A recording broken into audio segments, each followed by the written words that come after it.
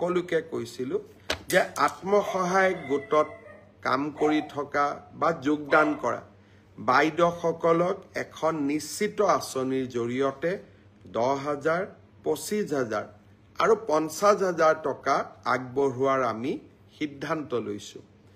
অহা 8 তাৰিখে মই অসমৰ সকলো বিধায়কক মাতিছো। সকলোৰে লগত আলোচনা কৰি কোন মাহত কোন সমষ্টিত আমি এই প্ৰথম কিস্তি 10,000 টকা আগবঢ়াম তাৰ তালিকা এখন প্ৰস্তুত কৰিম। কাৰণ একে মাহতে মই বহুত জায়গাত যাবও নোৱাৰো।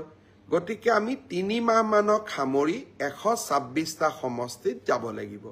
বিধায়কসকলৰ পৰা পৰামৰ্শ লৈ 9 তাৰিখে অৰ্থাৎ 9 জুন তাৰিখে কোন সমষ্টিত আমি কেতিয়া মুখ্যমন্ত্ৰীৰ উদ্যমিতা আঁচনিখনৰ ধন বিতৰণ কৰিম তাৰ বিষয়ে আপোনালোকক জনাই দিম।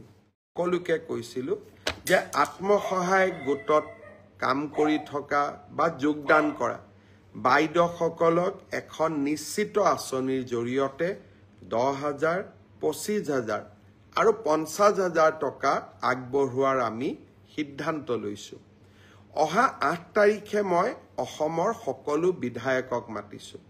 সকলোৰে লগত আলোচনা কৰি কোন মাহত কোন সমষ্টিত আমি এই প্ৰথম কিস্তি 10,000 টকা আগবঢ়াম তাৰ তালিকা এখন প্ৰস্তুত কৰিম। কাৰণ একে মাহতে মই বহুত জায়গাত যাবও নোৱাৰো। গতিকে আমি 3 মাহ মানক সামৰি 126টা সমষ্টিত যাব লাগিব। বিধায়কসকলৰ পৰা পৰামৰ্শ লৈ 9 তাৰিখে অৰ্থাৎ 9 জুন তাৰিখে কোন সমষ্টিত আমি কেতিয়া মুখ্যমন্ত্ৰীৰ উদ্যমিতা আঁচনিখনৰ ধন বিতৰণ কৰিম তাৰ বিষয়ে আপোনালোকক জনাই দিম। সকলোকে কৈছিলো যে আত্মসহায়ক গোটত কাম কৰি থকা বা যোগদান কৰা বাইদেউসকলক এখন নিশ্চিত আঁচনিৰ জৰিয়তে 10,000, 25,000 আৰু 50,000 টকা আগবঢ়োৱাৰ আমি সিদ্ধান্ত লৈছো। অহা 8 তাৰিখে মই অসমৰ সকলো বিধায়কক মাতিছো।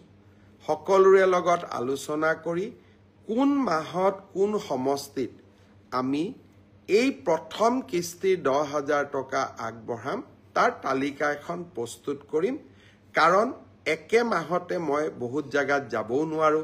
গতিকে আমি 3 মাহ মানক সামৰি 126টা সমষ্টিত যাব লাগিব।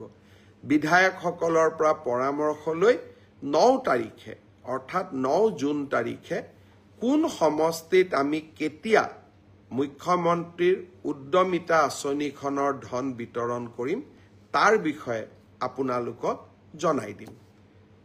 আকৌ এবাৰ আপোনালোকক নমস্কাৰ জনাইছো, প্ৰণাম জনাইছো। আজি এই ব্ৰডকাষ্টত আমাৰ